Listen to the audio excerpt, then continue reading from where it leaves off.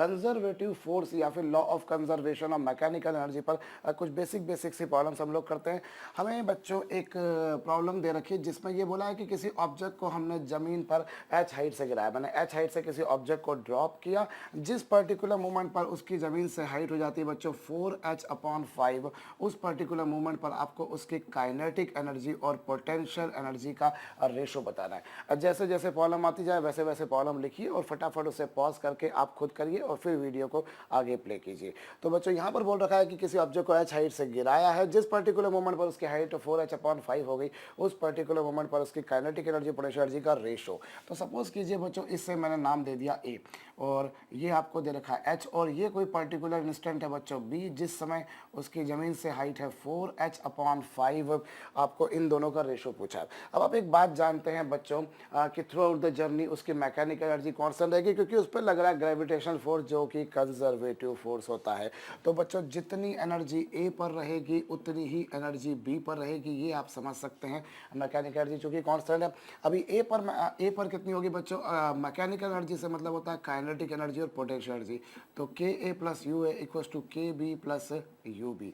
अभी A पर kinetic energy कितनी रहेगी बच्चों, 0। ये मानते हुए कि साहब A पर आपने जब ऑब्जेक्ट को छोड़ा है तो वो रेस्ट में था, it is assume to be at rest initially. और पोटेंशियल एनर्जी कितनी बच्चों, mgh हो गई। बी पर जब पहुंचा तो बी की काइनेटिक एनर्जी मुझको नहीं पता, लेकिन बी पर जो पोटेंशियल एनर्जी होगी बच्चों वो होगी mg4h/5। इसको आप सॉल्व करके देखिए बच्चों, यू विल फाइंड कि kb की वैल्यू जो आएगी that you will find is equal to mgh/5। So this is the kinetic energy and this is the potential energy and I want to find out ratio of kinetic energy and potential energy. अभी B पर kinetic energy और potential energy का ratio अगर हम देखें बच्चों, तो B पर काइनेटिक एनर्जी कितनी है, बी पर काइनेटिक एनर्जी है बच्चों mgh/5 और बी पर पोटेंशियल एनर्जी बच्चों mg × 4h/5। इन दोनों का रेशो बड़ी सरलता से बच्चों 1:4 आ जाएगा। बी पर काइनेटिक एनर्जी इतनी, बी पर पोटेंशियल एनर्जी इतनी, रेशो निकालना है। ये हो गया साहब। मैकेनिकल एनर्जी कांस्टेंट थी, उस फंडे पर ये क्वेश्चन बेस्ड था बच्चों। चलिए हम लोग एक और क्वेश्चन करते हैं। यहाँ पर हमें बच्चों दे रखा है कि ये एक ऐसा सेमी सर्कुलर पाथ है, एक सेमी सर्कुलर पाथ है और ये जो है बच्चों यहाँ पर ये जो सेमी सर्कुलर पाथ आपको जो दिखाई दे रहा है, ये लीजिए साहब, ये सेमी सर्कुलर जो पाथ है इसकी रेडियस आपको दे रखी है बच्चों 5 मीटर। इसकी रेडियस आपको दे रखी है 5 मीटर और ये जो कर्व्ड पार्ट आपको जो दिखाई दे रहा है बच्चों, दिस इज स्मूथ, ये पूरी तरह से स्मूथ पार्ट है और ये जो पार्ट है बच्चों दिस इज रफ, ये रफ सरफेस है बच्चों। और मैंने किसी ऑब्जेक्ट को बच्चों यहाँ से छोड़ा, मैंने किसी ऑब्जेक्ट को यहाँ से छोड़ा, बिल्कुल टॉप पे से, बिल्कुल टॉप पे से छोड़ा बच्चों और ये कहा है कि ये 50 मीटर डिस्टेंस चल लेने के बाद में रुक जाता है। 50 मीटर डिस्टेंस चल लेने के बाद में यहाँ पर आकर वो क्या हो जाता है बच्चों, रुक जाता है। It comes to rest after travelling distance 50 metre. दो बातें आपको कैलकुलेट करनी है बच्चों। पहली बात तो ये जो रफ सरफेस है इसका कोफिशिएंट ऑफ फ्रिक्शन आपको बताना है, इसका कोफिशिएंट ऑफ फ्रिक्शन आपको बताना है। और दूसरी बात बच्चों आपको बताना है work done against the friction, work done against friction. ये दो बातें आपको काम करनी है बच्चों। तो आप जरा फुर्ती से वीडियो को पॉज करके करिए। अब देखिए बच्चों, सबसे पहली बात तो यहाँ पर क्या है कि हमने जब ऑब्जेक्ट को छोड़ा तो ये जो सरफेस है बच्चों ये स्मूथ है, इतना पार्ट जो कर्व्ड पार्ट है बच्चों वो स्मूथ है। अब एक काम करते हैं, सपोज कर लेते हैं, चलिए इसको नाम दे दिया A, इसको नाम दे दिया बच्चों B, इसे नाम दे दिया A और इसे B दे दिया। अब बच्चों चूंकि ये पार्ट स्मूथ है इसलिए इतने पार्ट में जो मैकेनिकल एनर्जी रहेगी बच्चों वो कंजर्व रहेगी और K + U = बच्चों कांस्टेंट रहेगा। तो बच्चों KA + UA is equal to KB + UB। हमने क्या करा बच्चों, जितनी मैकेनिकल एनर्जी A पर थी उतनी ही मैकेनिकल एनर्जी B पर रहेगी। अभी A पर काइनेटिक एनर्जी कितनी बच्चों, A पर काइनेटिक एनर्जी 0, बिकॉज यहाँ से आपने उसको रिलीज किया और रिलीज किया तो it is assume to be at rest initially. तो बच्चों A पे काइनेटिक एनर्जी 0 थी। A पे पोटेंशियल एनर्जी के बारे में अगर देखा जाए बच्चों तो वो mg × 5 रहेगा। और बी पर जाकर काइनेटिक एनर्जी कितनी बच्चों, बी पर जाकर काइनेटिक एनर्जी हो गई 12 mv²। Half M we square, और बी पर पोटेंशियल एनर्जी जो होगी बच्चों वो कितनी हो जाएगी एम जी इंटू एच। ये ग्राउंड है बच्चों, ये ग्राउंड है। तो इस तरह से देखा जाए तो भैया कुल मिलाकर क्या होगा, एम तो कॉमन निकाल के कैंसिल हो जाएगा, और वी की वैल्यू आप निकाल कर देखिए बच्चों, ये 10 इंटू 10 मतलब हो जाएगी 10 मीटर पर सेकेंड। बिल्कुल सिंपल मैथमेटिक्स है। 2 को आप यहाँ ले आएंगे, 2 5 जा 10, जी बी 10, 10 10 जा 10, 10 10 जा 100 का रूट बच्चों 10 आ गया। तो बी पर जाकर वेलोसिटी हो गई साहब 10 मीटर पर सेकेंड। ये तो हो गई बच्चों।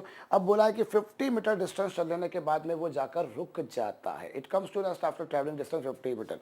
तो आपको उसका म्यू पूछा है। तो सबसे पहली बात तो ये बच्चों कि आप जानते हैं कि अगर किसी रफ सरफेस पर बॉडी ऐसे चल रही है तो उसका जो एक्सीलरेशन रहता है या जो रिटार्डेशन रहता है बच्चों वो माइनस म्यू जी रहता है। ये आप लोग देख चुके हैं। और कैसे देखा था बच्चों, ये एम जी है, ये नॉर्मल रिएक्शन है, ये दोनों बराबर हो जाएंगे। एन बराबर आता था एम जी, एफ बराबर आता था बच्चों म्यू एन, मतलब म्यू एम जी। और इससे बच्चों इस तरह से एक्सेलरेशन आता था बच्चों फोर्स अपॉन मास, और उस बेसिस पर बच्चों it was equal to minus mu g. ये माइनस म्यू जी के बराबर आता है, ये हम लोग पहले देख चुके हैं। तो अब बस अब पहला पार्ट तो बच्चों आपने अभी इस केस में जो सबसे पहला पार्ट करा वो ऐसा पार्ट था बच्चों जिसमें सिस्टम जो सरफेस थी वो स्मूथ थी।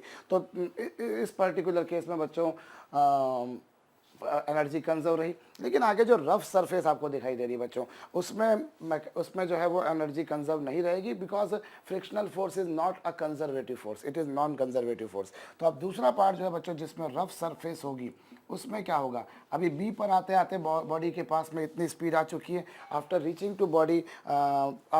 टू बी जो बॉडी थी, जो बॉल थी आपकी, वो इतनी स्पीड एक्वायर कर चुकी है। कितनी स्पीड एक्वायर कर चुकी है बच्चों, 10 मीटर पर सेकेंड। अब वो आगे बढ़ेगी बच्चों, और वो तब तक आगे बढ़ेगी जब तक कि उसकी स्पीड 0 ना हो जाए।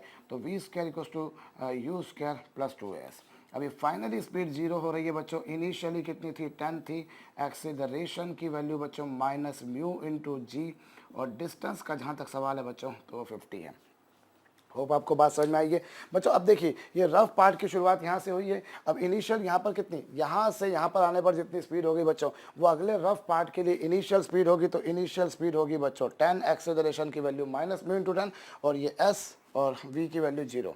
अब यहाँ पर क्या होगा बच्चों, इसको आप इधर ले आइए, इसको आप इधर ले आएंगे तो 2 10 जा 20, 50 जा 100 mu, 1000 mu is equal to हो जाएगा बच्चों 100।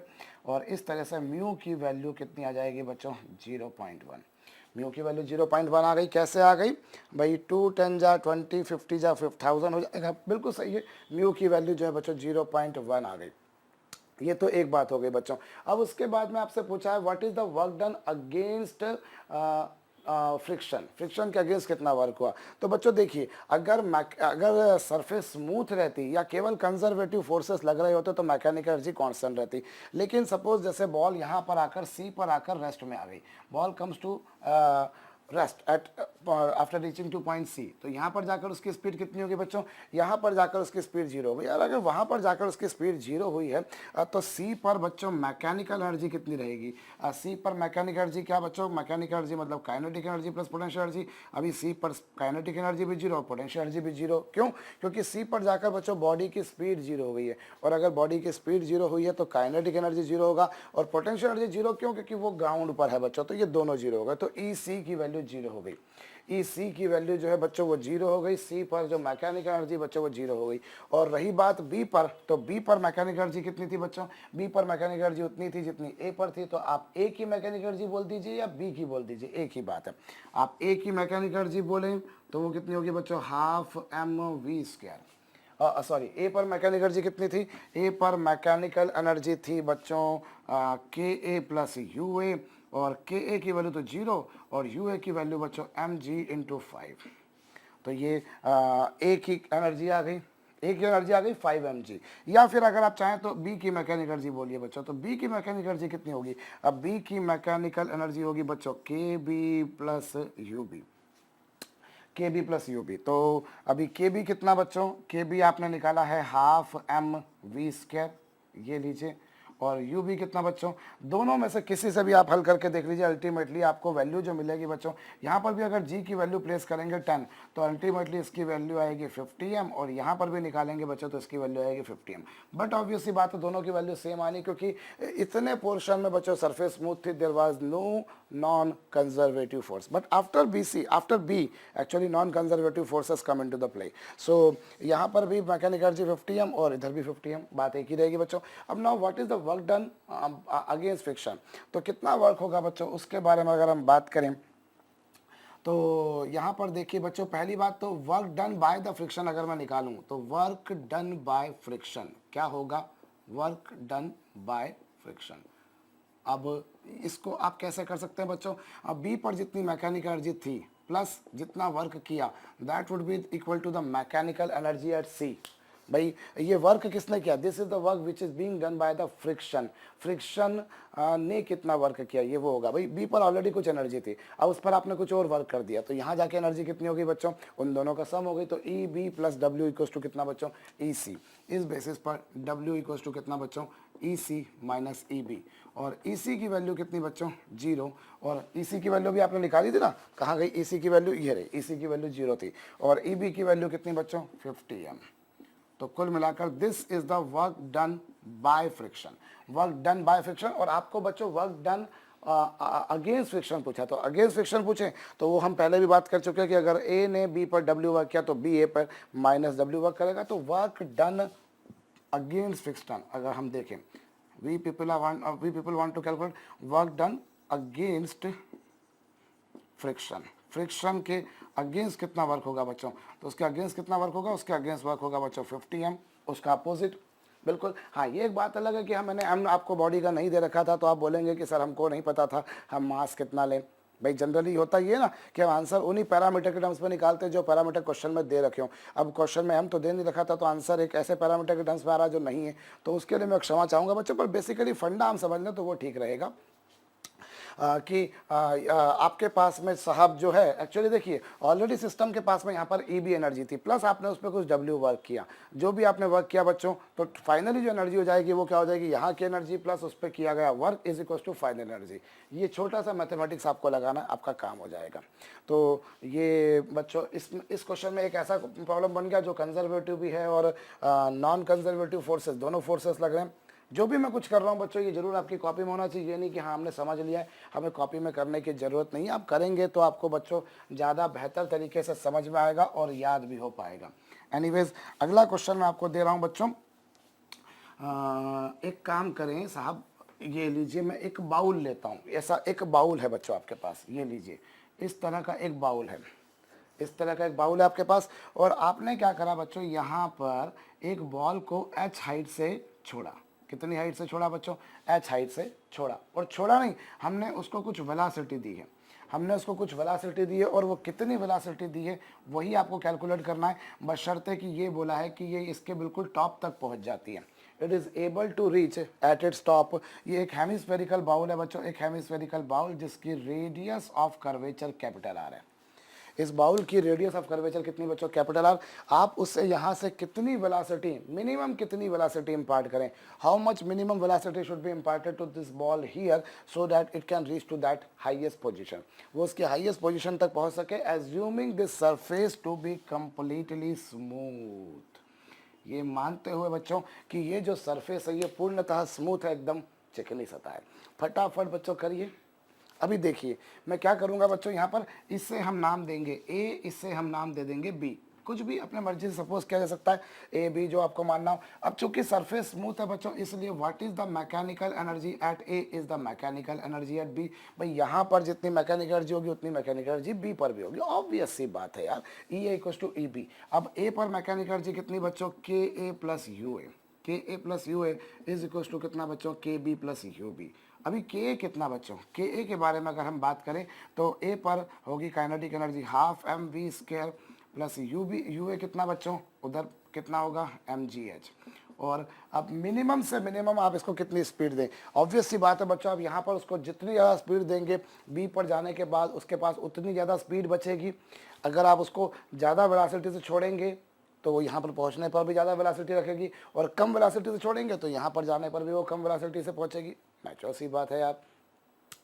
सो मिनिमम से मिनिमम अगर उसको यहाँ पहुँचाना है तो मिनिमम से मिनिमम भी आपको जीरो वेलोसिटी तो देनी पड़ेगी। जीरो से कम वेलोसिटी तो नहीं हो सकती भाई, ऐसा तो नहीं हो सकता कि नेगेटिव भाई हद से अधिक हो जाए कि चलो जीरो है तो भी चलो यहाँ तक पहुँच जाएगी वो।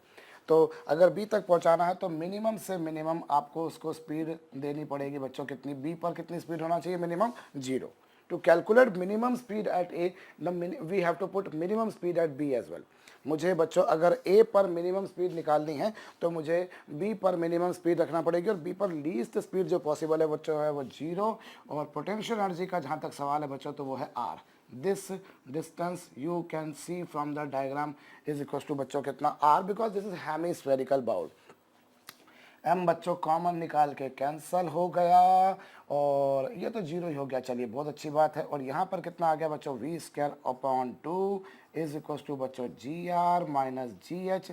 और इसको सॉल्व करेंगे बच्चों तो वी की वैल्यू आएगी under the root of 2g और r माइनस एच। तो this is the least speed which has to be given at point A so that this ball can reach to that position. Minimum से minimum आपको इतनी speed देनी पड़ेगी बच्चों, इससे कम दोगे तो आपका काम नहीं हो पाएगा।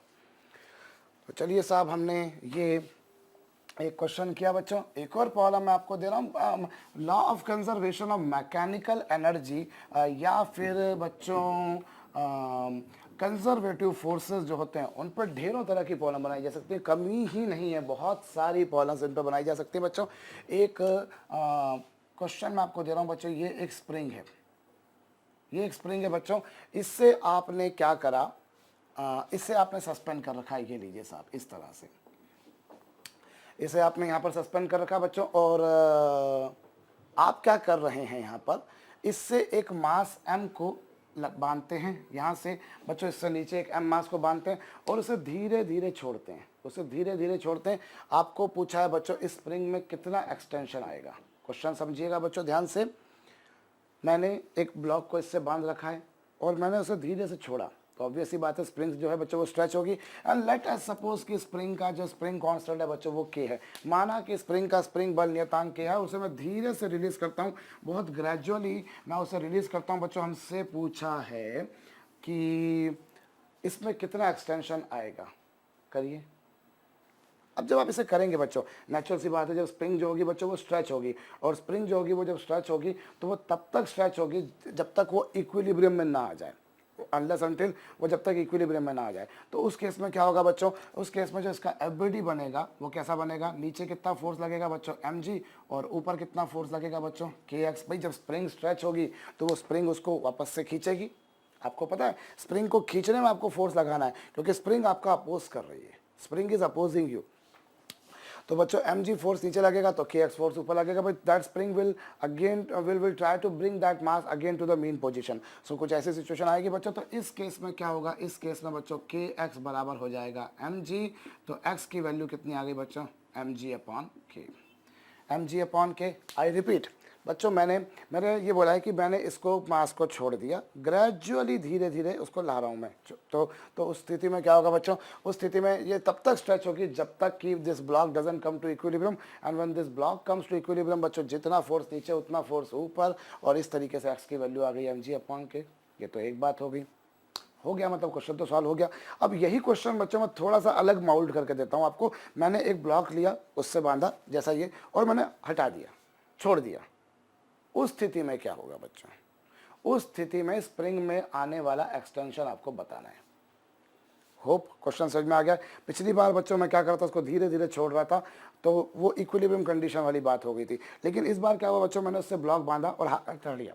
तो उस केस में ये जो है बच्चों स्प्रिंग में आने वाला एक्सटेंशन बताना है आपको। अब क्या होगा बच्चों? यहाँ पर जरा समझिएगा कि पहले केस में तो क्या हुआ भैया, ये कैसा डायग्राम बना था कि मान लीजिए spring x just compress extend हो गई थी, तो बच्चों जितना फोर्स ऊपर उतना फोर्स नीचे, ये कुछ हो गया था। लेकिन अब अगला जो कंडीशन है बच्चों, इसमें block doesn't come to equilibrium. इसमें आपका ब्लॉक जो है बच्चों वो इक्विलिब्रियम में नहीं आ रहा है। एक्चुअली ब्लॉक जैसा था बच्चों, उससे जो स्प्रिंग थी वो जहाँ पोजिशन में थी उससे स्ट्रेच हुई, और वो मान लीजिए एक्स डिस्टेंस स्ट्रेच हुई, एक्स डिस्टेंस मान लीजिए वो स्ट्रेच हुई। जितना पहले था उससे एक्स डिस्टेंस अगर मान लीजिए स्ट्रेच हुई, तो उस केस में क्या होगा, जब ये नीचे आएगा तो इसकी पोटेंशियल एनर्जी में कितने की कमी आएगी बच्चों, mgx की। इसकी पोटेंशियल एनर्जी में कमी आएगी बच्चों mgx की, और इसकी काइनेटिक और इसकी पोटेंशियल एनर्जी में कमी आएगी mgx की, और उस फलस्वरूप इसकी जो मैकेनिकल एनर्जी है वो कितनी कंजर्व हो जाएगी बच्चों, मैकेनिकल एनर्जी कितनी बढ़ जाएगी, हाफ के एक्स स्क्वायर, हाफ के एक्स स्क्वायर हो जाएगी। भाई अगर मान लीजिए ये स्प्रिंग एक्स डिस्टेंस स्ट्रेच होती है, या इसको एक काम कीजिए, इसको एक्स डैश मान लीजिए, इसको कितना मान लीजिए बच्चों, एक्स डैश मान लिया आपने। अब ब्लॉक अगर जहां पर था बच्चों उससे एक्स डिस्टेंस नीचे आया तो उसकी पोटेंशियल एनर्जी कम हुई। भाई ब्लॉक जितना ऊपर रहेगा उसकी पोटेंशियल एनर्जी उतनी ज़्यादा रहेगी, तो जितना नीचे आएगा बच्चों उसकी पोटेंशियल एनर्जी कम हो जाएगी। तो पोटेंशियल एनर्जी कम होगी, कितनी कम होगी, mgx डैश। अगर मैं उसे h हाइट ऊपर ले जाता हूँ तो पोटेंशियल एनर्जी mgh बढ़ जाती है, h डिस्टेंस नीचे लाता हूँ तो उसकी पोटेंशियल एनर्जी mgh कम हो जाएगी, तो mgx डैश कम हो जाएगी। और जितनी उसकी पोटेंशियल एनर्जी में कमी आएगी बच्चों उतनी ही मैकेनिकल एनर्जी उसकी, उतनी ही उसकी पोटेंशियल एनर्जी बढ़ जाएगी। स्प्रिंग, भाई स्प्रिंग स्ट्रेच होगी तो उसकी पोटेंशियल एनर्जी बढ़ेगी। तो ये अब इसको सॉल्व कर लीजिए बच्चों, तो यहाँ पर एक्स डैश जो है बच्चों वो कैंसिल हो जाएगा, और यहाँ पर जो एक्स डैश की वैल्यू आएगी बच्चों that you will find is equal to कितना, 2mg/k। ये प्रॉब्लम ऐसी है बच्चों जो बहुत अच्छे से आपका फंडा क्लियर करेगी, क्योंकि एक बहुत कॉमन सा क्वेश्चन बच्चों लोगों के दिमाग में बहुत बार रहता है कि अरे यार हमने यहाँ एनर्जी कंजर्वेशन लगाया जबकि वहाँ पे ये लगाया, ऐसा क्यों। क्योंकि देखिए अब पिछली बार क्या था बच्चों, अब पिछली बार आपने इस वाले में, मतलब पिछली बार से मतलब इस वाले में आपने अपना हाथ नीचे लगाए रखा था, आपका हाथ उसके नीचे कंट्रोल में था, और आप धीरे धीरे छोड़ते जा रहे थे कि चलो जहाँ जाके रुकना वहाँ जाके रुक जाओ, ग्रेजुअल काम हो रहा था। सो आपका एक्सटर्नल फोर्स लग रहा था जो कि कंजर्वेटिव फोर्स नहीं है, और कंजर्वेटिव फोर्स नहीं है इसलिए मैकेनिकल एनर्जी कंजर्व नहीं रही। लेकिन इस केस में क्या, यू हैव लेफ्ट इट, आपने ब्लॉक बांधा, हट गए, नाउ दो फोर्स लग रहे हैं, स्प्रिंग का फोर्स और ग्रेविटेशनल फोर्स। एक तो स्प्रिंग का और ग्रेविटेशन, वो कंजर्वेटिव है, मैकेनिकल एनर्जी कंजर्व। अब पिछली बार क्या था, स्प्रिंग का फोर्स था, ग्रेविटेशन का फोर्स था, लेकिन नीचे आपके हाथ का भी फोर्स था विच वॉज नॉट कंजर्वेटिव, इसलिए मैकेनिकल एनर्जी कंजर्व नहीं हो पा रही थी बच्चों। होप आपको मेरी बात खोपड़ी में आई है, बिकॉज ये बहुत कॉमन सी बात होती है बच्चों। जब ये क्वेश्चन में जब ये कराते हैं, ये दो क्वेश्चन ऐसे हैं बच्चों जो बहुत क्लियर कट आपका विभेद कर रहे हैं, where you need to conserve mechanical energy and where you need to have the fundamental of equilibrium. Here in this problem बच्चों this is being brought gradually, जैसे आप जब इक्विलिब्रियम कंडीशन में ला रहे हो बच्चों तो इट इज बीइंग लोअर्ड, तो उसमें आपका हाथ साथ में रखा हुआ है, तो इसी कारण से बच्चों यहाँ मैकेनिकल एनर्जी कंजर्व नहीं कर सकते। एक बात सर्टेन है कि जहाँ जाकर वो ब्लॉक रुक जाएगा वहाँ पर जाकर ब्लॉक पर नेट फोर्स 0 होगा, और जितना फोर्स ऊपर उतना फोर्स नीचे, यहाँ पर ये काम हो गया बच्चों। लेकिन यहाँ पर क्या आपने हाथ हटा दिया तो मैकेनिकल एनर्जी जो रहेगी बच्चों वो कंजर्व रहेगी। अब ब्लॉक जहाँ पर था वहाँ से नीचे आया, एक्स डैश अगर डिस्टेंस नीचे आया तो उसकी पोटेंशियल एनर्जी में इतने की कमी आई, और काइनेटिक अब ब्लॉक की पोटेंशियल एनर्जी अगर इतनी कम हुई तो स्प्रिंग की इतनी बढ़ गई, दोनों को इक्वल किया, ये आ गया। अब यहाँ एक और बात आप समझ सकते हैं बच्चों, इन दोनों के जो आंसर्स अगर आप इन दोनों की तुलना करो, mg/k यहाँ पर है, यहाँ पर mg/k और यहाँ 2mg/k, तो इन दोनों से अगर तुलना करें बच्चों तो आप पाएंगे कि x डैश की वैल्यू 2x के बराबर आएगी। x डैश की वैल्यू बच्चों 2x के बराबर आएगी, अर्थात कि इस केस में जो स्प्रिंग में इलॉन्गेशन आ रहा है बच्चों वो उस केस के इलॉन्गेशन का ट्वाइस है। काम की बात है बच्चों, इस केस में स्प्रिंग में जो इलॉन्गेशन आया है वो उस केस के इलॉन्गेशन का ट्वाइस है, ये भी आपको ध्यान रखना चाहिए। मेरे ख्याल से आपको ये फंडा क्लियर हो गया, क्योंकि ये बड़ा कॉमन, और स्प्रिंग के ऊपर बच्चों मैकेनिकल एनर्जी के कंजर्वेशन की ढेरों प्रॉब्लम बनाई जा सकती है। तो एक छोटी सी नमूना मात्र है, और जब भी मैं कभी किसी टॉपिक को शुरू करता हूँ बच्चों मैं हमेशा कहता आ रहा हूँ I use to start from the basic, वो यहाँ बैठते हैं, और जो यहाँ बैठता है वही आगे बढ़ता है बच्चों। एनीवेज एक और क्वेश्चन देता हूं बच्चों, तो उसके लिए मुझे इसको साफ करना पड़ेगा। देख लीजिए बच्चों उस केस का इलॉन्गेशन और इस केस के इलॉन्गेशन का रिलेशन भी काम का हो सकता है। अभी मैं आपको अगला क्वेश्चन दे रहा हूं बच्चों, यहाँ पर देखिएगा, यहाँ पर आपने ये एक पान है बच्चों, एक बिल्कुल वेटलेस, इसका कोई वेट नहीं है, एक तराजू का पलड़ा जैसा होता है ना, प्लेट है एक आपके पास, पान है, और ये बच्चों एक स्प्रिंग है, ये एक स्प्रिंग है बच्चों जिसका स्प्रिंग कांस्टेंट कितना दे रखा आपको, के। और ये जो पान है बच्चों I told earlier is weightless, कोई भार नहीं है इसका, कंप्लीटली जीरो मास की। और बच्चों इसके ऊपर हमने क्या करा, एक m मास की बॉल को, एक m मास की बॉल को बच्चों मैंने h हाइट से गिराया, मैंने एक m मास की बॉल को बच्चों h हाइट से गिराया, और जब मैंने एच हाइट से गिराया तो वो बॉल इससे टकराएगी ऑब्वियसली, और उसके बाद में जो स्प्रिंग में जो कंप्रेशन आता है बच्चों वो एक्स आता है। स्प्रिंग में कितना कंप्रेशन आ रहा है? एक्स। स्प्रिंग में एक्स कंप्रेशन आ रहा है। या एक काम कीजिए, चलिए छोड़िए, आप तो ये करिए कि ये स्प्रिंग है, स्प्रिंग का स्प्रिंग कांस्टेंट कितना? के। एक बॉल को आपने कितने हाइट से गिराया? एच हाइट से।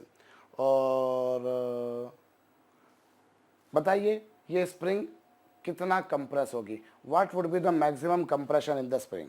स्प्रिंग में आने वाला कंप्रेशन कितना होगा बच्चों? स्प्रिंग में आने वाला संकुचन कितना होगा बताइए। वीडियो को पॉज करके बच्चों करिए। अब देखिए, जब आप इस क्वेश्चन को सॉल्व करेंगे बच्चों, when you will solve this problem what you will find, आप जैसे जैसे ये बॉल नीचे गिरेगी वैसे वैसे बॉल की स्पीड, नेचुरल बात है बच्चों, बढ़ती जाएगी। As this ball moves downward, इसकी जो स्पीड है वो बढ़ेगी। अब जिस समय वो स्पान से टकराएगी उस समय उसकी स्पीड मैक्सिमम होगी।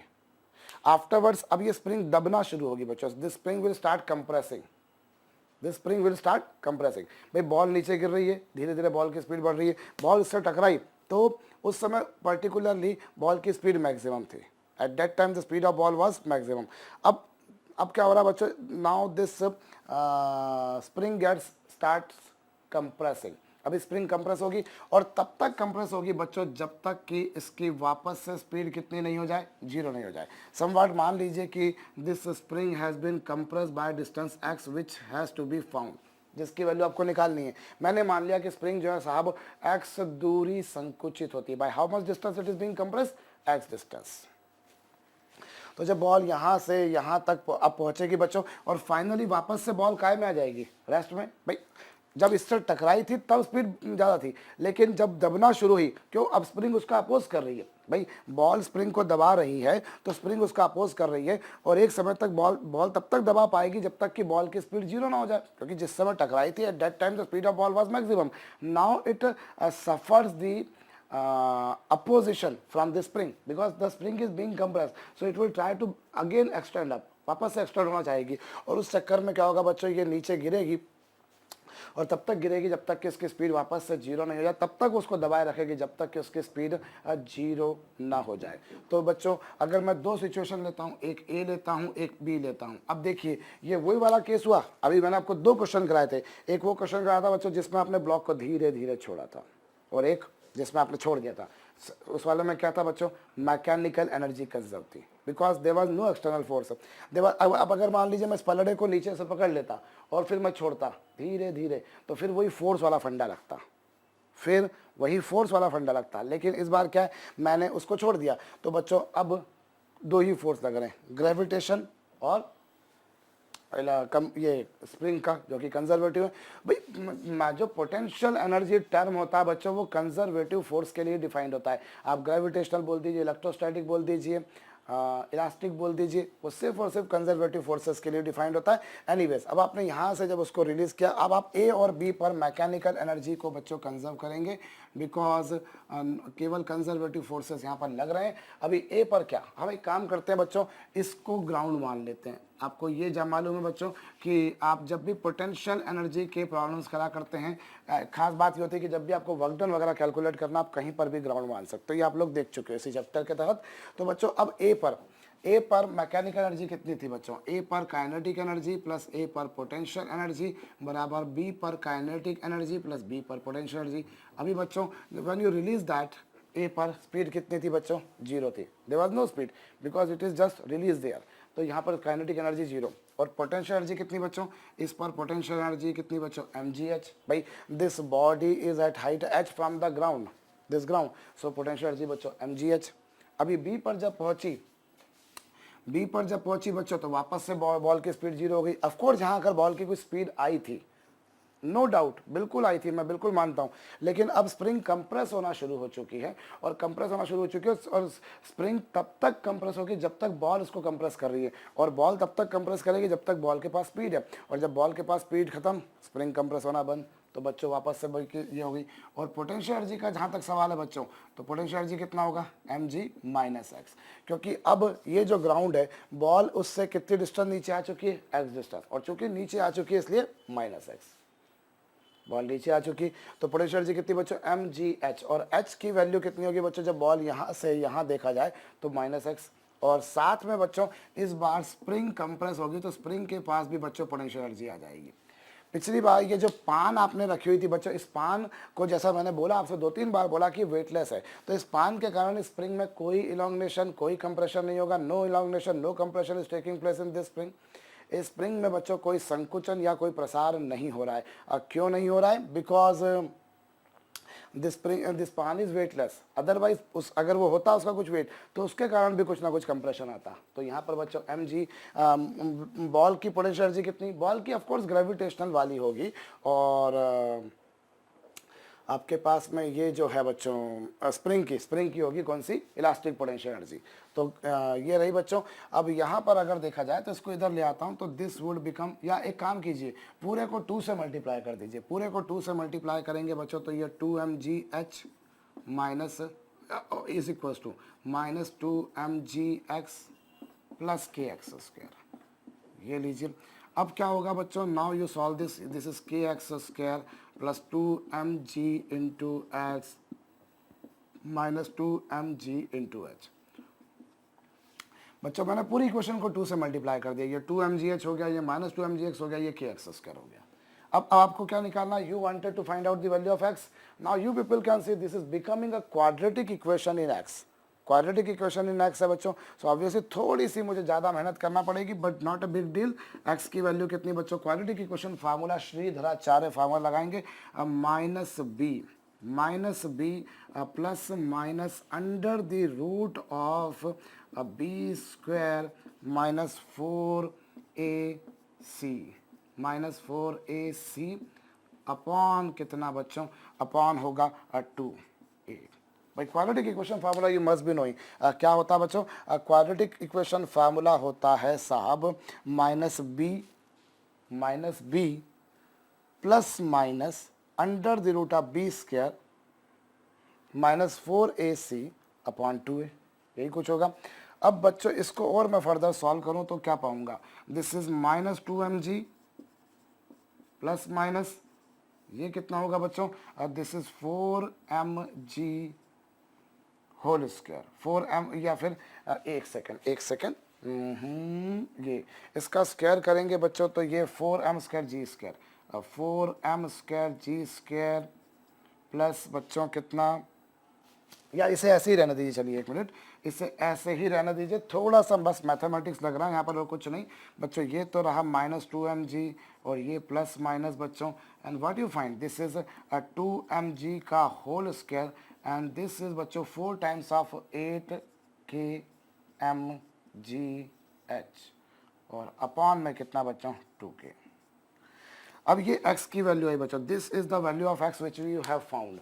आपके पास में ये x की वैल्यू आई है, x की वैल्यू कितनी आ गई बच्चों, minus 2mg plus minus under the root of this, कुछ यही होगा बच्चों। अब ये आपके पास में x की वैल्यू आ गई, लेकिन इनमें से बच्चों एक वैल्यू कोई सही होगी और बाकी वैल्यू सही नहीं होगी, ये थोड़ा सा आपको ध्यान देने वाली बात है बच्चों। एक्चुअली क्या देखिए मैं आपको बताता हूँ, ये आपके पास में इतना तो चलिए आ ही गया। अब आप चाहें तो इसमें से 2 का स्क्वायर 4, 2 का स्क्वायर 4 इसमें से कॉमन निकाल सकते हैं, बट रहने दीजिए, चलिए या निकाल लेते हैं। इधर 2 का स्क्वायर कितना बच्चों 4, और इधर भी 4, 4 दोनों में से कॉमन निकालोगे तो रूट के बाहर 2 आ जाएगा, 4 दोनों में से कॉमन निकाला, रूट के बाहर 2 हो जाएगा बच्चों। और देखिए अभी minus 2mg plus minus 2 under the root of बच्चों mg का whole square plus kmgh upon कितना बच्चों 2k। होप आपको मेरी बात समझ में आई है। अभी यहाँ पर बच्चों 2 कैंसिल हो जाएंगे बच्चों, यहाँ से 2 का स्क्वायर बाहर निकाला, यहाँ पर से भी 2 का स्क्वायर बाहर निकाला, तो अच्छा यहाँ पर 8 में से 2 चला जाएगा बच्चों तो 2 बचेगा, 8 में से 2 चला गया बच्चों तो 2 बचेगा, तो 2kmgh ये कुछ आ जाएगा। भाई आपने इधर से 2 का स्क्वायर कॉमन निकाला, इधर से 2 का स्क्वायर कॉमन निकाला, तो वो इधर इतना आ गया और यहाँ पर कुछ ऐसा बचेगा। अब ये 2 कैंसिल हो गया बच्चों। अब यहाँ से x की वैल्यू कितनी आई जरा गौर कीजिएगा, x की वैल्यू आई बच्चों minus mg plus under the root of mg का whole square plus 2kmgh। Upon K, ये कुछ आएगा। और एक वैल्यू तो ये आएगी बच्चों, और दूसरी वैल्यू जो आएगी वो ये आएगी minus M G minus under the root of M G plus plus 2 K M G H, और अपॉन में कितना बच्चों के। सो ये x की दो वैल्यूज आएंगी ऑब्वियसली, एक प्लस लेकर और एक माइनस लेकर, एक प्लस लेकर और एक माइनस लेकर। अब जरा गौर कीजिए बच्चों, यहाँ पर भी मैं आपको बताऊँ थोड़ा सा, यहाँ पर मैथमेटिक्स है। एक्चुअली में क्या होता है कि जब ये आंसर आएगा, हम आंसर लगाने के बाद इसमें प्लस माइनस लगा देंगे, हम लिख कर आ जाएंगे कि हाँ साहब x की वैल्यू ये आई। लेकिन थोड़ा सा खोपड़ी लगाइए बच्चों, अगर आप देखें तो x की एक वैल्यू ये आई है और एक वैल्यू ये आई है। अब एक बात तो आप जानते हैं, अगर मैं आपसे mg का स्क्वायर रूट बोलूँ, जरा गौर कीजिएगा, खास तौर पर मेडिकल के स्टूडेंट्स भी जरा ध्यान दीजिएगा बच्चों, यहाँ पर अगर मैं इसका रूट निकालता हूँ तो वो mg आएगा, mg के स्क्वायर का रूट निकालूंगा तो वो mg आएगा, और ये तो mg के स्क्वायर से भी बड़ा है तो इसका तो रूट mg से भी बड़ा आएगा। भाई mg के स्क्वायर का रूट निकालते हो तो वो mg आता है। अब आपने इसमें कुछ ऐड कर दिया तो इसका स्क्वायर रूट तो बच्चों mg से भी बड़ा होगा। mg के स्क्वायर का रूट कितना, mg, उसमें आपने कुछ ऐड कर दिया तो उसका स्क्वायर रूट क्या, mg से बड़ा। अब ये mg से बड़ी क्वांटिटी है और उसमें अगर आप माइनस mg जोड़ोगे तो चलेगा, पॉजिटिव हो गया। भाई यहाँ जो क्वांटिटी आ रही है वो mg से बड़ी आ रही है, सपोज करो mg प्लस 1 आ रही है और यह माइनस mg है, तो mg से mg कैंसिल होकर प्लस 1 बचा। लेकिन यहाँ क्या होगा बच्चों, ये भी माइनस और ये भी माइनस, तो ये दोनों माइनस हो गए, तो x की वैल्यू नेगेटिव हो सकती है क्या। भाई कंप्रेशन आ रहा है तो वो जितना भी आ रहा है आप यहाँ से ले रहे हो तो x की वैल्यू पॉजिटिव होगी ना। ये नहीं कि सर वो नीचे इसलिए माइनस, अरे वो नीचे है इसलिए हमने उसको माइनस एक्स लिखा है, यहाँ पर लिखा ना हमने यहाँ पर माइनस एक्स। तो यहाँ एक्स तो जो बच्चों है वो एक लेंथ है और वो लेंथ तो पॉजिटिव ही रहेगी, आप लेंथ तो पॉजिटिव है, अब वो नीचे की तरफ है इसलिए आपने उसको माइनस लिख दिया। लेकिन एक्स की खुद की वैल्यू 2 सेंटीमीटर होगी, 3 सेंटीमीटर होगी, 2.5 सेंटीमीटर होगी, जो भी होगी, लेकिन होगी तो पॉजिटिव ना। लेकिन यहाँ पर एक्स की वैल्यू क्या आ रही है, नेगेटिव आ रही है। तो ये बच्चों पॉसिबल नहीं हो सकता। क्यों नहीं हो सकता, मैं एक बार फिर बोल रहा हूँ बच्चों, जो x होगा that would be a positive, वो नीचे की तरफ है दैट आई एग्री बच्चों, पर वो है तो पॉजिटिव ना, जितना भी है वो, जितना भी हो उतना पॉजिटिव है। वो नीचे की तरफ था इसलिए आपने यहाँ पर उसको माइनस एक्स लिखा ही लिखा, लेकिन होगी उसकी वैल्यू पॉजिटिव। अब यहाँ पर देखिए बच्चों, ये माइनस एम जी है और ये एम जी का स्क्वायर है, और स्क्वायर का रूट एम जी के स्क्वायर का रूट होता है बच्चों एम जी। अब ये एम जी है तो उसमें कुछ ऐड कर दोगे तो वो तो एम जी से भी बड़ा आना है, ऑब्वियसली बच्चों वो mg से भी बढ़ाना है। अब माइनस mg में तुम कुछ ऐसा जोड़ो जो mg से भी बड़ा है, तो आउटकम तो बच्चों मान लीजिए इसका रूट mg प्लस 1 आ गया, तो माइनस एम जी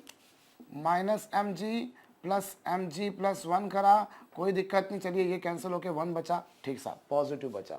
लेकिन अभी इस केस में बच्चों माइनस एम जी माइनस 1, तो अब बच्चों ये तो पॉसिबल नहीं है ना, this entire expression is becoming negative, इसलिए बच्चों माइनस वाले को डिस्कार्ड करेंगे, हम सिर्फ और सिर्फ किसको लिखेंगे बच्चों, प्लस वाले को।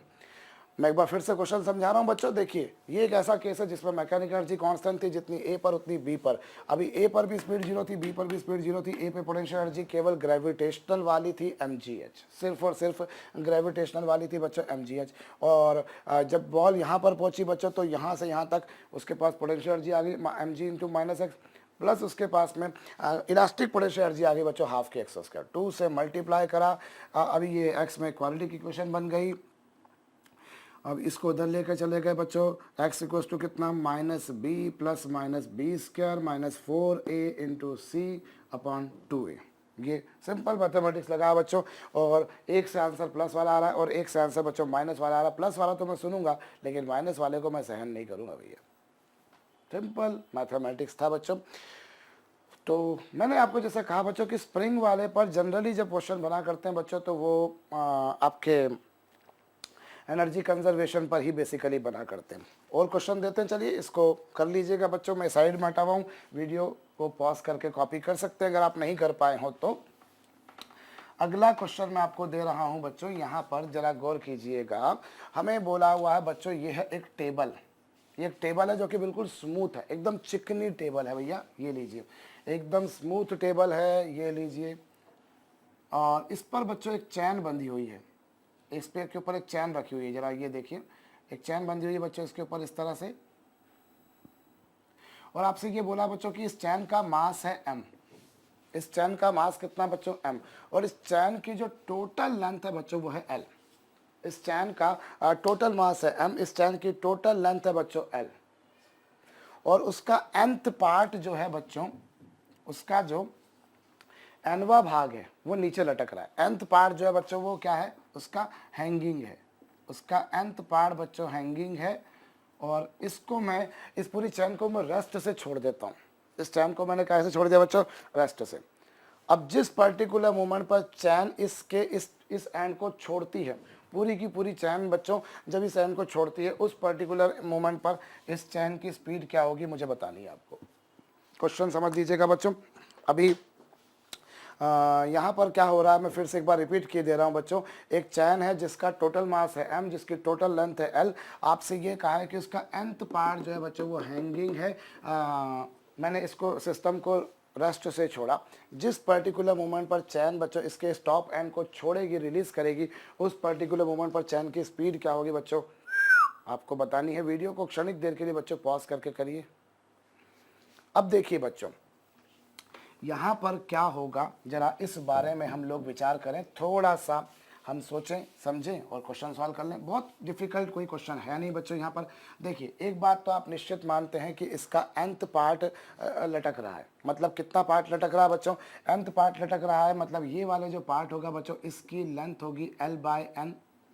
इतनी लेंथ होगी बच्चों l/n होगी। और नेचुरल सी बात है बच्चों, अगर l लेंथ का मास है, l लेंथ का मास है बच्चों m, तो आप इतनी खोपड़ी लगा सकते हैं कि अगर l लेंथ का मास है m, तो l/n लेंथ का मास जो होगा बच्चों, मतलब जो मास लटक रहा होगा उसका मास क्या होगा, m/n। क्योंकि m जो मास दे रखा है आपको वो पूरी चैन का दे रखा है। m जो मास दे रखा है बच्चों वो पूरी चैन का दे रखा है। तो l लेंथ का मास अगर m है बच्चों, तो l/l लेंथ का मास m/n होगा। ये जग जाहिर है यार, जग जाहिर है कि ये आप, और अगर नहीं तो पूरा आप सॉल्व कीजिए बच्चों कि यहाँ पर आपके पास में ये l लेंथ है, l लेंथ का मास है m, तो यूनिट लेंथ का मास होगा साहब m/l। तो l/n लेंथ का मास होगा बच्चों l/n इंटू m/l। ये लीजिए, तो m/n मास आ ही गया ना कुल मिलाकर। तो बच्चों इतने अब ये जो केस आपके पास में है, जैसा मैंने कहा आपसे कि सरफेस इज स्मूथ, बिल्कुल चिकनी टेबल है, मैंने कहा आपसे बच्चों। तो अगर स्मूथ टेबल है तो उस केस में क्या होगा, कोई भी नॉन कंजर्वेटिव फोर्स नहीं लगेगा, तो मैकेनिकल एनर्जी कंजर्व रहेगी। अभी आप इस केस में मैकेनिकल एनर्जी निकालिए जरा। इस केस में मैकेनिकल एनर्जी क्या होगी बच्चों, ऑब्वियस सी बात है के ए प्लस यू है। और के कितना बच्चों, के होगा 0, because I told the system is release from the rest. और पोटेंशियल एनर्जी का जहाँ तक सवाल है बच्चों, अब जितना पोर्शन टेबल पे रखा हुआ, मैं एक काम करता हूँ, मैं इसी को ग्राउंड मान लेता हूँ, मैं इसी टेबल को ही ग्राउंड मान लेता हूँ। तो इसकी पोटेंशियल एनर्जी होगी 0, इसकी पोटेंशियल एनर्जी होगी बच्चों 0। और बाकी ये जो मास है इसकी पोटेंशियल एनर्जी कितनी होगी, इसका मास है बच्चों m/n g इंटू कितना बच्चों, इसका कितना पोर्शन है नीचे l/n। भाई mgh होती है ना, mgh पोटेंशियल एनर्जी होती है बच्चों, mgh होती है। अब चूंकि h इसका कितना है नीचे की तरफ -l/n। और केवल यही नहीं होगा बच्चों, अपॉन में 2 भी करना पड़ेगा। क्यों, क्योंकि ये वही वाला केस हो गया बच्चों जिसमें मास वर्टिकली रखा है। आपको ध्यान हो, हमने पोटेंशियल एनर्जी में पढ़ा बच्चों, ये अगर ऐसे रखा हुआ है तो इसकी पोटेंशियल एनर्जी कितनी होती है, mgh/2 होती है। तो इसकी पोटेंशियल एनर्जी जो आएगी बच्चों, m तो हो गया इसका m/n। भाई ये जो मास टेबल पे रखा हुआ है इससे मुझे टेंशन पालना ही नहीं है, ये तो पूरा का पूरा मास ही इस पर टेबल पर रखा हुआ है, तो उसकी पोटेंशियल एनर्जी तो पूरी तरह से 0 हो गई। mgh पूरा m मास, जो भी मास है भाई, अगर नीचे इधर m/n मास है तो बाकी का मास भी निकाल ही सकते हो। टोटल मास कितना था, m था टोटल मास। ये चलिए मैं लिखे देता हूँ, यहाँ पर लिखे देता हूँ बच्चों। अभी टोटल मास अगर देखा जाए तो m था। अब उसमें से लटकता हुआ मास कितना है, लटकता हुआ मास है बच्चों इसमें से m/n। तो बाकी मास कितना बचेगा, बाकी मास बचेगा बच्चों m - m/n। ये तो नेचुरल सी बात है, मुझे हालांकि इसकी जरूरत है नहीं, पर फिर भी मैंने एक बात बता दी आपको कि बच्चों अब a पर मैकेनिकल एनर्जी मैं निकालूं तो पहली बात तो इस पूरे केस में a मतलब ये वाली जो सिचुएशन दे रखी है पूरी, ये पूरी सिचुएशन a है या इनिशियल सिचुएशन आप कह सकते हैं। अभी पूरा सिस्टम रेस्ट में, पोटेंशियल एनर्जी अगर टेबल वाली देखा जाए तो बच्चों टेबल वाला जो मास है वो है m - m/n इंटू जी, और उसकी हाइट कितनी बच्चों 0।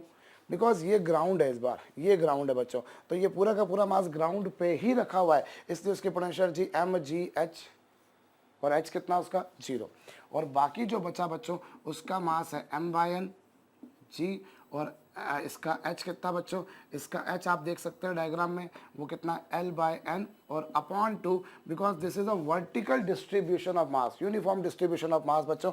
तो इस तरह से A पर जो मैकेनिकल एनर्जी आई बच्चों, that you can find out is equal to -mgl upon 2n²। ये तो हो गई बच्चों पहली वाली सिचुएशन। अब दूसरी वाली सिचुएशन में क्या होगा बच्चों, दूसरी वाली सिचुएशन में one this chain leaves the table, जब ये चैन बच्चों टेबल को छोड़ देगी, ये लीजिए, जब ये चैन बच्चों टेबल को छोड़ देगी इस तरह से, एक second,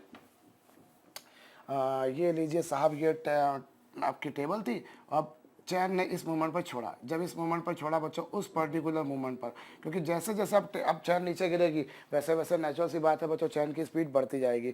the movement, the instant when chain is releasing the table, उस पर्टिकुलर मूवमेंट पर इसकी स्पीड हमसे पूछी है। तो हम क्या करेंगे बच्चों इसके लिए हम सिंपल सा मैथमेटिक्स ये लगाए हैं कि अब ये सिचुएशन बी नाम दे देता हूँ मैं, I am supposing this to be my equation, my situation B. अब क्या होगा बच्चों, अब यहाँ पर देखा जाए तो बी पर या सेकंड सिचुएशन जो है बच्चों, उसमें काइनेटिक एनर्जी कितनी, half M we square.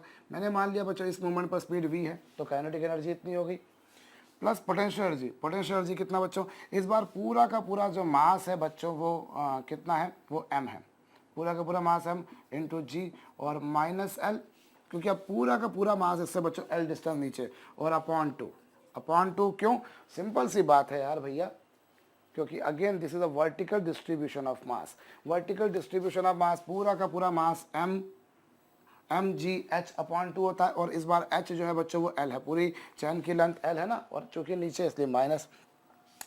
Now what is the mechanical energy initially is equal to mechanical energy finally. अभी a के टाइम पर मैकेनिकल एनर्जी कितनी थी बच्चों, a के टाइम पर मैकेनिकल एनर्जी थी minus M G L upon 2n², और b के टाइम पर कितनी थी बच्चों, हाफ एम वी स्क्वायर, और b के टाइम पर बच्चों ये भी था आपके पास में, sorry, M G L by 2, ये कुछ ऐसी सिचुएशन आएगी भाई। a के टाइम पर मैकेनिकल एनर्जी थी minus M G L by 2n², और काइनेटिक एनर्जी ये थी बच्चों b के टाइम पर, और ये अभी इसमें से कुछ कैंसिल हो रहा है, बिल्कुल कैंसिल हो रहा है बच्चों, m कैंसिल हो गया, और ये 2 भी कैंसिल हो गया। अब ये जो माइनस का जी एल है बच्चों, you bring on left hand side, आप इसे लेफ्ट हैंड साइड पे ले आइए बच्चों, तो ये हो जाएगा जी एल और minus G L upon 2n²। अच्छा 2 तो कैंसिल हो चुका है ना, 2 कैंसिल हो चुका है, तो बचेगा बच्चों कितना, ये माइनस का G L L H S पर जब आएगा तो प्लस, और ये minus G L by n² हो गया, ये लीजिए, और इज इक्वल टू कितना बच्चों, v²। यहाँ से मैंने जी एल कॉमन निकाला बच्चों, तो ये n², एक सेकेंड, मैंने यहाँ से क्या करा बच्चों, ये minus G L by n² is equal to v² upon 2, minus G L upon 2 तो कैंसिल हो चुका है। अब क्या बचेगा बच्चों, ये v² बचा, और ये माइनस का G L L H S पे आके प्लस हो गया। अब इन दोनों में से बच्चों यदि मैं जी एल कॉमन निकाल दूँ तो 1 माइनस 1 बाई n², और इस पूरे का स्क्वायर रूट ले लूँ तो बच्चों this would give you the velocity. Velocity की वैल्यू कितनी आ गई बच्चों, वेलोसिटी की वैल्यू आ गई under the root of G L into 1 minus 1 upon n²। Simple mathematics है बच्चों, बस बात यह है कि जो फोर्स है वो सिर्फ और सिर्फ कंजर्वेटिव फोर्सेस होना चाहिए, वो नॉन कंजर्वेटिव फोर्सेस नहीं होना चाहिए। If in any problem some non conservative force is acting, तो फिर बच्चों मैकेनिकल एनर्जी कंजर्व नहीं रहेगी। जैसे मैंने एक फ्रिक्शन वाला आपको क्वेश्चन कराया था, फिर उस केस में क्या कर सकते हो बच्चों, जितनी इनिशियल एनर्जी थी प्लस जितना वर्क डन हुआ is equal to final energy, इतना सा आप काम कर लीजिए, आपका काम हो जाएगा। एक और क्वेश्चन कराता हूँ मैं इसी के ऊपर, ये आपने नहीं कराओ भैया तो कॉपी कर लेना, मैं फिर बोल रहा हूँ बार बार, ऐसा नहीं कि आप नहीं करें, मैं पहले भी बोलता आया हूँ और बार बार बोलता रहूँगा, ईमानदारी से काम करना बहुत आवश्यक है बच्चों। हो सकता है आपको ये भाषण लगे, लेक्चर लगे, सुन सुन के लगे कि कान दुख गए, अब तो बोर हो गए यार, पर बेटा मेरा काम है बोलना, याद दिलाना, क्योंकि कुछ लोग फिर भी नहीं सुधरते। चलो भैया एक क्वेश्चन मैं आपको दे रहा हूँ, बिल्कुल सिंपल सा क्वेश्चन है बच्चों कि ये एक किसी एटम का न्यूक्लियस है बच्चों जिसका एटॉमिक नंबर है Z। किसी एटम का न्यूक्लियस है बच्चों जिसका एटॉमिक नंबर Z है। इस पर बहुत दूर से बच्चों मैंने एक अल्फा पार्टिकल को फेंका, जबकि शुरुआत में उसको काइनेटिक एनर्जी दी बच्चों मैंने E के। ध्यान दीजिएगा, एक अल्फा पार्टिकल को मैंने फेंका बहुत लार्ज डिस्टेंस से मैंने एक अल्फा पार्टिकल को इसकी तरफ फेंका और उसको काइनेटिक एनर्जी कितनी दी बच्चों? E के दे दी। अब आपसे पूछा बच्चों इस अल्फा पार्टिकल की उस न्यूक्लियस के लिए क्लोजेस्ट अप्रोच बताइए। अल्फा पार्टिकल का जो है बच्चों आपको क्या बतानी है? अल्फा पार्टिकल की उस न्यूक्लियस के साथ में क्लोजेस्ट अप्रोच, जबकि आपको दे रखा बच्चों बिल्कुल बिगिनिंग में उसकी काइनेटिक एनर्जी E के थी और बिल्कुल बिगिनिंग में बच्चों ये बहुत ज़्यादा डिस्टेंस पर था। करिए, थोड़ी देर वीडियो को पॉज करके थोड़ा सा दिमाग लगाइए बच्चों और करिए। अभी देखिए, जब आप इसको करेंगे तो क्या होगा? सबसे पहली बात तो ये बच्चों कि वो जो आपको ये बात मालूम होना जरूरी है कि अगर कोई दो चार्जेस हैं बच्चों, एक चार्ज है Q1 और एक चार्ज है Q2, तो इन दोनों के सिस्टम की जो इलेक्ट्रोस्टैटिक पोटेंशियल एनर्जी होती है बच्चों, इलेक्ट्रोस्टैटिक पोटेंशियल एनर्जी वो होती है Q1 Q2 upon 4 pi epsilon not R। Q1 Q2 upon 4 pi epsilon not R। अगर दो चार्जेस है, एक चार्ज Q1 है एक चार्ज Q2 है, और एक चार्ज Q1 है एक चार्ज Q2 है बच्चों, और दोनों के बीच की डिस्टेंस अगर कितनी है? R है। ये लीजिए, दोनों के बीच की डिस्टेंस R हो गई बच्चों, तो उन दोनों की जो पोटेंशियल एनर्जी होगी वो ये होगी। ये आपको मालूम होना जरूरी है। अब आप में से कुछ लोग बोल सकते हैं सर हमको तो ये पता ही नहीं था, तो हम उसके बगैर कैसे कर लेते? बात सही है भाई, आपको पता ही नहीं था इलेक्ट्रोस्टैटिक पोटेंशियल एनर्जी, तो फिर कैसे मालूम पड़ेगा? पर बच्चों कोई बात नहीं, फिजिक्स में नहीं पढ़ा, केमिस्ट्री में तो पढ़ा है। बोर्स एटॉमिक मॉडल में मैंने आपको इलेक्ट्रोस्टैटिक पोटेंशियल एनर्जी का ये फार्मूला बताया है, तो you must be knowing that. Anyways, अब बच्चों यहाँ पर क्या हुआ? अब देखिए, बिल्कुल शुरू में बच्चों जैसा कि यहाँ पर क्वेश्चन में कहा गया है कि ये बहुत ज़्यादा डिस्टेंस पर था, तो अब पहली बात तो ये अल्फा पार्टिकल पे आपको पता है बच्चों उसके न्यूक्लियस में, अल्फा पार्टिकल में बेसिकली 2 प्रोटॉन और 2 न्यूट्रॉन होते हैं। You must be knowing, alpha particle मतलब 2 प्रोटॉन और 2 neutron. Alpha particle is the nucleus of helium का न्यूक्लियस होता है बच्चों, और ये एक सामने एटम दे रखा आपको Z जिसका एटॉमिक नंबर है। तो बच्चों इस अल्फा पार्टिकल पे चार्ज कितना होगा? अल्फा पार्टिकल पे चार्ज होगा E। माना कि इलेक्ट्रॉन पे चार्ज E, अगर इलेक्ट्रॉन पे चार्ज E तो प्रोटॉन पे भी चार्ज E। अरे अगर इलेक्ट्रॉन का चार्ज E होगा तो प्रोटॉन का चार्ज भी E होगा, तो इस पे चार्ज हो गया 2E, because neutron is neutral, it doesn't carry any charge, तो इस पे तो कोई चार्ज होगा नहीं, जो चार्ज होगा भैया वो प्रोटॉन पे होगा। अरे मैंने माना कि इलेक्ट्रॉन पे चार्ज E है तो प्रोटॉन पे भी चार्ज E ही होगा, तो टोटल चार्ज हो गया बच्चों 2E। और यहाँ पर इसका एटॉमिक नंबर Z है बच्चों, तो इसका चार्ज हो गया ZE। ये हो गया। अब ये वाली जो सिचुएशन होगी बच्चों, बिल्कुल बिगिनिंग वाली जो सिचुएशन होगी, उस केस में क्या होगा? अभी मैं बिल्कुल बिगिनिंग वाली सिचुएशन को नाम दे देता हूँ बच्चों A। तो A वाली सिचुएशन में जो मैकेनिकल एनर्जी आएगी बच्चों, वो kinetic energy plus potential energy के सम के बराबर होगी, वो तो नेचुरल सी बात है। और काइनेटिक एनर्जी तो आपको दे रखी बच्चों इस सिचुएशन में कितनी है? E के ये। और जहाँ तक पोटेंशियल एनर्जी का सवाल है बच्चों, तो एक चार्ज है 2E, दूसरा चार्ज है ZE, 4 पाई एप्सिलॉन नॉट, और इनके बीच की जो डिस्टेंस है बच्चों बोल रखी है वो इन्फिनिटी है, बिकॉज बहुत ज़्यादा डिस्टेंस से अल्फा पार्टिकल को उसके ऊपर फेंका है मैंने। That alpha particle has been thrown with very large velocity. तो बच्चों क्या होगा? काइनेटिक एनर्जी इस सिचुएशन में कितनी? E के पोटेंशियल एनर्जी बच्चों Q1 Q2 upon 4 pi epsilon not R, और R की वैल्यू इन्फिनिटी है, because in the beginning I told that this particle is largely separated from the nucleus, largely separated from the nucleus. So E k plus k Q1 Q2 upon this, ये हो गया बच्चों। ये तो पहले वाली situation हो गई। अब क्या होगा? देखिए, this charge is positive because you know that nucleus पर पॉजिटिव चार्ज होता है, it doesn't have any electron.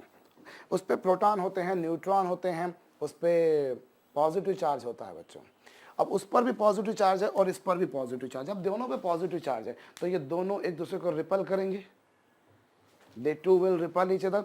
और इस कारण से बच्चों अल्फा पार्टिकल इसकी तरफ तब तक जाएगा जब तक कि उसकी स्पीड 0 नहीं हो जाए, क्योंकि जब आपने फेंका तो इन दोनों के बीच में रिपल्शन हो रहा है, they two are repelling each other. अब जैसे जैसे अल्फा पार्टिकल जा रहा है वैसे वैसे उसको सामने से रिपल्शन आ रहा है, और एक पर्टिकुलर इंस्टेंट ऐसी आएगी बच्चों जब जाकर अल्फा पार्टिकल यहाँ जाकर सपोज कीजिए ये अल्फा पार्टिकल जो था बच्चों, यहाँ जाकर वो रुक जाएगा, यहाँ जाकर वो रुक जाएगा। क्यों? क्योंकि धीरे धीरे उसकी स्पीड कम होती जाएगी। भाई उसको सामने से रिपल्शन ऑफर हो रहा है, सामने से उसको रिपल्शन ऑफर हो रहा है, और एक समय पर जाकर उसकी स्पीड 0 हो जाएगी।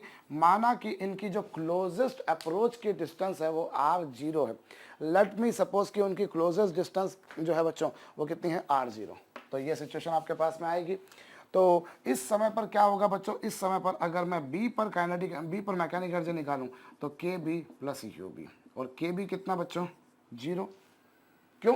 क्योंकि जब बी पर पहुंचा तब जाकर उसकी स्पीड 0 हो गई। ये वाली सिचुएशन में भाई ये तब तक जाएगा ना जब तक कि उसकी स्पीड 0 नहीं हो जाए। उसको सामने से रिपल्शन मिल रहा है, उसको सामने से प्रतिकर्षण मिल रहा है।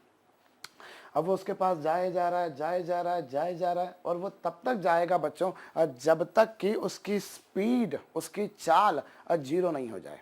0 हो जाएगी तब जाकर वो जाना बंद कर देगा। तो बच्चों काइनेटिक एनर्जी बी पर जाकर 0, और पोटेंशियल एनर्जी का जहाँ तक सवाल है बच्चों तो वो है Q1 और Q2, और इनके बीच की जो क्लोजेस्ट डिस्टेंस ऑफ अप्रोच है बच्चों उससे मैंने सपोज कर लिया r0। तो पोटेंशियल एनर्जी आएगी बच्चों Q1 Q2 अपॉन 4πε0r, ऐसा ही कुछ होगा। अब क्या होगा बच्चों, what is the mechanical energy at A is the mechanical energy at B. जितनी मैकेनिकल एनर्जी ए पर होगी बच्चों उतनी बी पर होगी। अभी ए पर कितनी बच्चों, ए पर अगर आप देखें तो ये तो पूरा पोर्शन, ये तो बच्चों कितना आया, ये तो आया ई के, और ये पूरा 0 हो गया बच्चों। तो ए पर मैकेनिकल एनर्जी आ गई ई के, और बी पर मैकेनिकल एनर्जी कितनी आई बच्चों, बी पर आप देखिए तो ये 0 है, और बाकी कितना बचा बच्चों, 2z² अपॉन 4πε0 ई के, sorry, r0.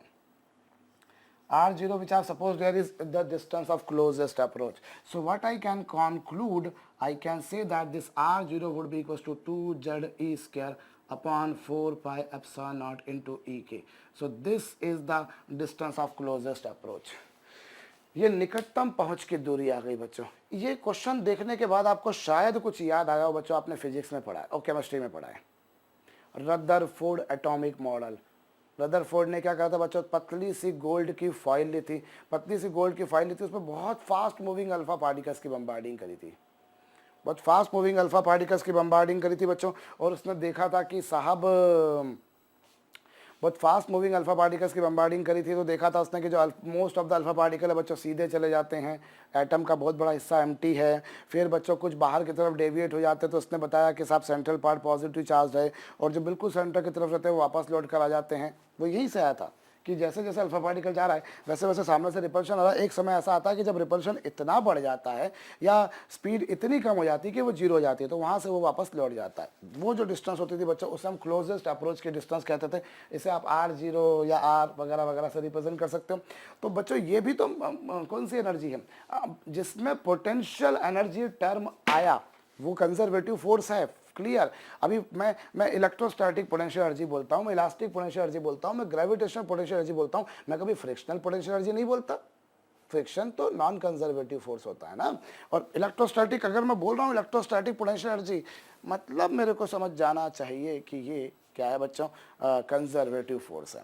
सो यहाँ पर बच्चों ए में आपने मैकेनिकल एनर्जी निकाली, ए पर काइनेटिक एनर्जी इतनी थी, पोटेंशियल एनर्जी बच्चों that was largely separated from the nucleus, तो डिस्टेंस इन्फिनिटी थी, तो काइनेटिक एनर्जी इतनी आ गई। और बी के केस में क्या होगी बच्चों, के बी प्लस यू बी, के बी की वैल्यू 0, पोटेंशियल एनर्जी की value Q1 Q2 upon 4πε0r, दोनों को इक्वल करेंगे बच्चों, because in this journey mechanical energy would remain a constant quantity, saying would give me this value.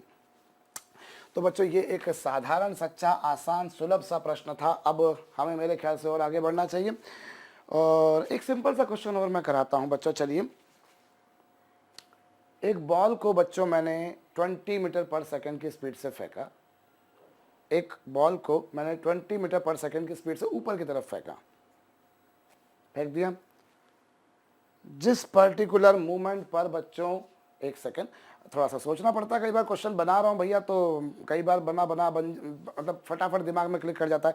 एक ball को मैंने 20 मीटर पर सेकंड की स्पीड से ऊपर फेंका, जिस समय उसकी kinetic energy initial kinetic energy की 40% हो जाती है, जिस समय उसकी kinetic energy initial kinetic energy की 40% हो जाती है, उस समय उसकी पोटेंशियल एनर्जी क्या होगी और उसकी ज़मीन से हाइट क्या होगी, आप बताइए। मास m मान लीजिएगा, मैं बोल रहा हूँ बच्चों, एक m मास की बॉल को मैंने यहाँ पर 20 मीटर पर सेकेंड की स्पीड से फेंका। जिस पर्टिकुलर मूवमेंट पर बच्चों उसकी kinetic energy original kinetic energy की 40% हो जाती है, इनिशियल काइनेटिक एनर्जी की 40% हो जाती है, उस समय बच्चों उसकी ज़मीन से हाइट क्या होगी प्लस उस समय उसकी पोटेंशियल एनर्जी क्या होगी, मास m ले लीजिए। अभी तो कर लीजिए बच्चों, बहुत सिंपल क्वेश्चन मैंने आपको दिया है, जस्ट थोड़ी सी प्रैक्टिस के पॉइंट ऑफ व्यू से ही दिया है मैंने इस क्वेश्चन को आपको।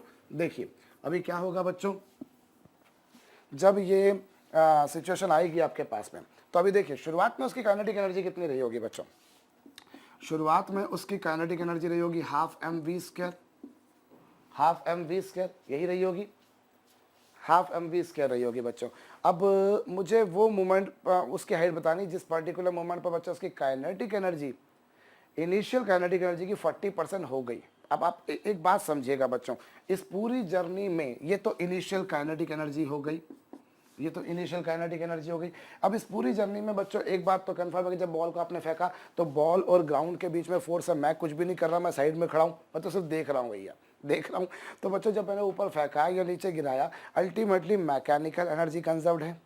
अब अगर काइनेटिक एनर्जी बच्चों किसी पर्टिकुलर मूवमेंट पर ओरिजिनल काइनेटिक एनर्जी की 40% हो गई, ओरिजिनल काइनेटिक एनर्जी की 40% हो गई, मतलब पोटेंशियल एनर्जी उस जगह पे कितनी हो जाएगी, उस जगह पर जो पोटेंशियल एनर्जी होगी बच्चों वो ओरिजिनल पोटेंशियल एनर्जी की 60%, क्योंकि भाई देखिए ऑब्वियस ही बात है, अगर काइनेटिक एनर्जी में 40% बची है, मतलब जितनी काइनेटिक एनर्जी कम हुई उतनी पोटेंशियल एनर्जी बढ़ गई, जितनी काइनेटिक एनर्जी कम हुई उतनी ही पोटेंशियल एनर्जी क्या हो गई बच्चों, बढ़ गई। तो हम इसको इस भाषा में कर सकते हैं कि अगर काइनेटिक एनर्जी 40% बची, मतलब पोटेंशियल एनर्जी 60% हो गई। तो अब पोटेंशियल एनर्जी जिसकी वैल्यू होती है बच्चों mgh, वो हो जाएगी 60/100 इंटू ओरिजिनल काइनेटिक एनर्जी कितनी बच्चों, half M we square, half M we square. भाई उस जगह पे पोटेंशियल एनर्जी जो होगी ये होगी, भाई ओरिजिनल काइनेटिक एनर्जी इतनी थी ना। अब आप देखिए जब आपने फेंका तो एक बात आप जानते हैं बच्चों, E I equal to E B, E I equal to E F, initial mechanical energy और फाइनल मैकेनिकल एनर्जी दोनों बराबर होंगे, पूरी जर्नी में बराबर होंगे इनफैक्ट बच्चों। तो अब ये क्या K I plus U I is equal to बच्चों क्या के F plus U F.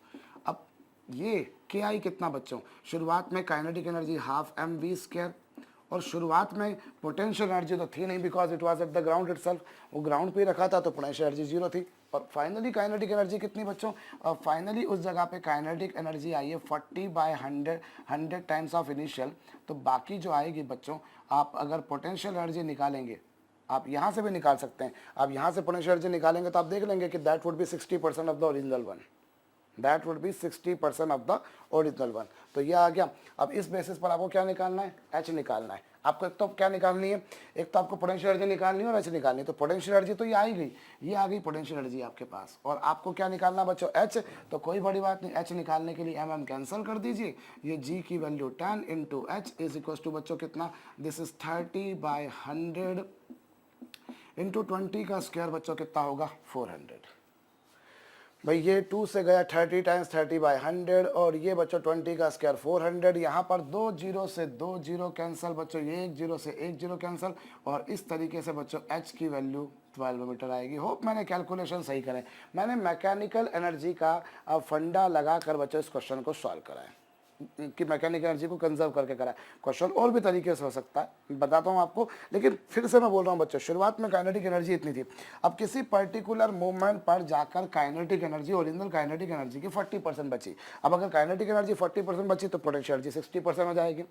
What is the decay of kinetic energy, is the growth of potential energy. Natural सी बात है भाई, मैकेनिकल एनर्जी कंजर्व्ड रहती है, मतलब काइनेटिक एनर्जी में जितने की कमी आती है वो पोटेंशियल एनर्जी में उतने ही इंक्रीमेंट आता है। ये आप लोगों ने देखा है बच्चों अभी। तो पोटेंशियल एनर्जी इतनी हो जाएगी। अब शुरुआत में अगर उस पर्टिकुलर मूवमेंट पे पोटेंशियल एनर्जी पूछिए तो पोटेंशियल एनर्जी होगी बच्चों mgh would be equal to 60/100 of the original kinetic energy. उस तरीके से बच्चों ये पोटेंशियल एनर्जी की तो ये पूरी वैल्यू आ गई, ये पूरी वैल्यू आ गई। और अगर मुझसे बोला जाए बच्चों हाइट निकालने को तो पोटेंशियल एनर्जी को mgh करके इसके इक्वल कर देंगे, ये हो जाएगा। या फिर एक और काम भी कर सकते हैं बच्चों कि जब kinetic energy original kinetic energy की 40% हो गई, जब kinetic energy original kinetic energy की 40% हो गई, तो उस समय क्या होगा बच्चों, मैंने मान लिया कि उसकी स्पीड v है। जब kinetic energy original kinetic energy की 40% हो गई, तो मैंने काइनेटिक एनर्जी को half M we square suppose कर लिया। ये बच्चों 0.4 और ओरिजिनल काइनेटिक एनर्जी कितनी थी बच्चों, half m into v square. उस पर्टिकुलर मोमेंट पर काइनेटिक एनर्जी होगी हाफ एम वी स्क्वायर। शुरुआत वाली काइनेटिक एनर्जी इतनी थी, दोनों में से m कैंसल, हाफ कैंसल, इससे v की वैल्यू आप अगर निकालेंगे बच्चों 0.4 इंटू 400, और इससे v की वैल्यू आ जाएगी बच्चों 160, नॉट v की वैल्यू, v स्क्वायर की वैल्यू आ जाएगी 160, v स्क्वायर की वैल्यू आ गई बच्चों 160, तो v की वैल्यू आ जाएगी रूट 160, और चाहो तो उसका रूट निकाल सकते हो, अदरवाइज ये v आ गया। अभी आप इक्वेशन लगाइए बच्चों, v square is equal to you square plus 2s, v square equal to you square plus 2s, यही कुछ होगा बच्चों। अब फाइनली स्पीड कितनी हो रही है, उस जगह पर स्पीड कितनी हो रही है बच्चों, रूट 160, और शुरुआत वाली स्पीड कितनी थी बच्चों 20 प्लस 2, ए की वैल्यू कितनी बच्चों -10, और एस आपको फाइंड आउट करना है। ये लीजिए, अब v square is equal to you square plus 2as। और यहाँ से यदि मैं इसको सॉल्व करूँगा बच्चों, तो मैं क्या पाऊँगा, this is 20s is equal to 400 minus 160 यानी कि 240। आप यहाँ से भी s की वैल्यू निकालिए बच्चों, यू विल फाइंड 120। मतलब कुल मिलाकर कितना डिस्प्लेसमेंट वो चल लेगी, डिस्प्लेसमेंट चल लेगी वो 12 मीटर, डिस्प्लेसमेंट वो चल लेगी 12 मीटर, और 12 मीटर उसने डिस्प्लेसमेंट चला, मतलब उसकी हाइट कितनी होगी बच्चों 12 मीटर। तो मैं फिर बोल रहा हूँ बच्चों, काइनेटिक एनर्जी 40% हो गई ओरिजिनल की, मैंने उस जगह पे स्पीड मान ली, इस जगह पे स्पीड बच्चों मैंने इसकी मान ली v, half M we square equal to 0.4 times of this, उससे v निकाल दिया आपने। अभी v square equal to you square plus 2s लगाया, फाइनली स्पीड इतनी, इनिशियल स्पीड इतनी। ये लीजिए, इनफैक्ट ये जो इक्वेशन होती है बच्चों, third equation of motion, v square equal to you square plus 2s, इससे भी आप law of conservation of mechanical energy से डिराइव कर सकते हो कि शुरुआत में मैकेनिकल एनर्जी जितनी थी उतनी बाद में थी। आप उससे कर सकते हो कि शुरुआत में जितनी उतनी बाद में, उससे सॉल्व करके देखिए, आप बन जाएगा बकायदा, ये रिलेशन भी एस्टेब्लिश हो जाएगा बच्चों। तो ये जो है आपके पास में बच्चों, फाइनली स्पीड इतनी, इनिशियल इतनी, एस देखा आपने 12 मीटर, मतलब उसने इस पर्टिकुलर काइनेटिक एनर्जी को ओरिजिनल काइनेटिक एनर्जी का 40% करने में, 40% करने में बच्चों 12 मीटर की डिस्टेंस चली, मतलब उसकी हाइट कितनी होगी बच्चों 12 मीटर।